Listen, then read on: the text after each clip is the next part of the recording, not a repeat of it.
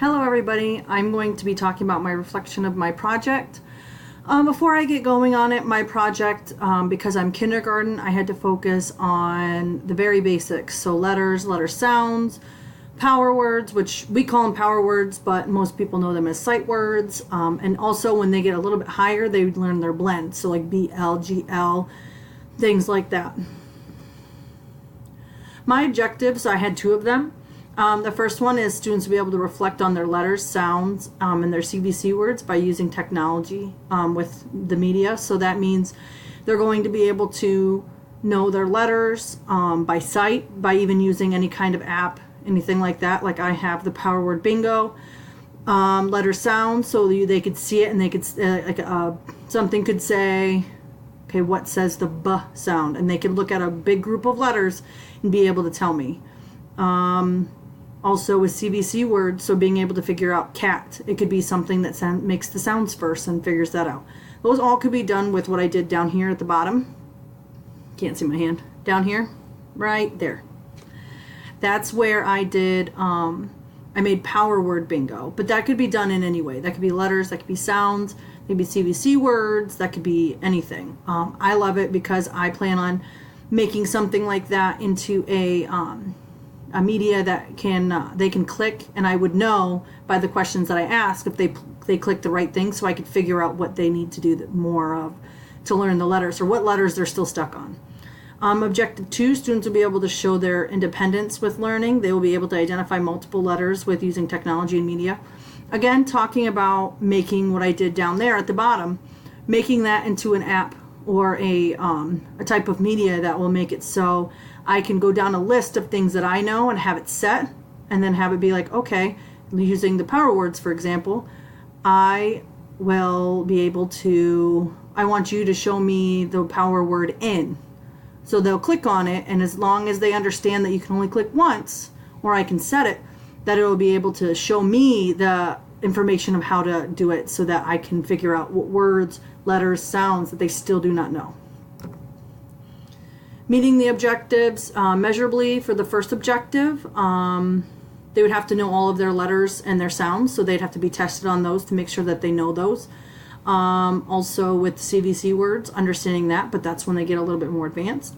Objective 2, measurable by using letters beginnings, such as using the Power Word Bingo, so like testing them like I was just talking about.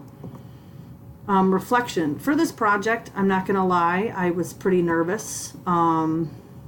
Let me move myself a little bit here.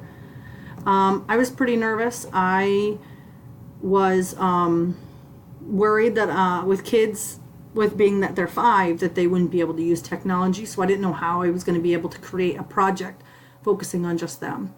I thought about, when I started it to pick what I wanted to do, I started about thinking about reading and the basics, because kids these days, sometimes they don't come in knowing any of their letters or sounds, and being in kindergarten, we kind of try to push really quick through the letters so that we can get right into power words and reading. Sometimes there's kids that don't know these, so I think this would be something that would be very beneficial for them, like students that have no schooling before coming to me. I tried to focus on helping all students, so I thought about the visual learners, I thought about the kinesthetic learners, I thought about the visual, kinesthetic, and auditory learners. I thought about all of those because I was thinking about students, like I'm personally kinesthetic, so I learn by doing things, and these games, activities would be able to do that visually, be able to see the videos and things like that. And auditory, there are sections that would just be words if they were high enough to understand them. I loved it once I started going. I'm really happy that I'm doing it, that I got to do it. The ISTE standard, I said prove students with multiple variation, formative and summative assessments aligned to with the content and technology standard, and use resulting data to inform learning teaching. I think I've talked about that, but just making sure that our students are able to do one thing to be able to continue with another. So with basics, they would have to have the very basics if they're my lower students, and if they're higher students, they'd be moving on. But I would have to be having assessments and things like that to prove that they can be moving on.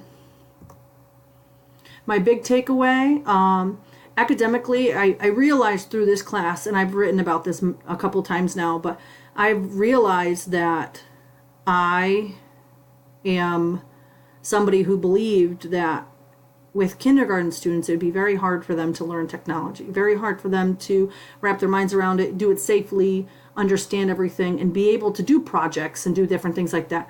But this class has completely changed my view of that. Also, personally, life happens, and it's very important to take care of yourself. That leads me to my next slide.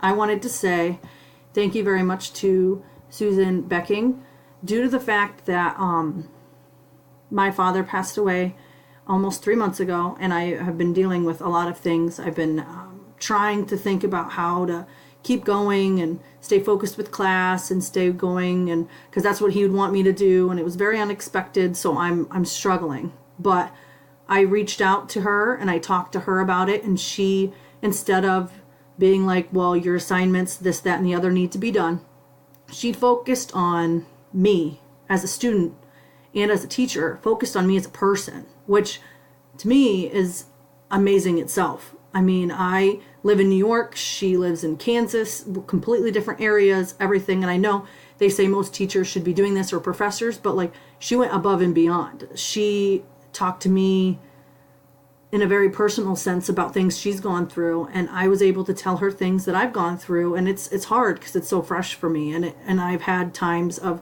doubting if I can keep going, and she's pushed me to keep going. And I'm not trying to get emotional, but it just means a lot that somebody would take that time out of their day to make sure that I'm okay. So I just wanted to say thank you. I'm really going to miss this class. I'm hoping I can take many more with you. Thank you.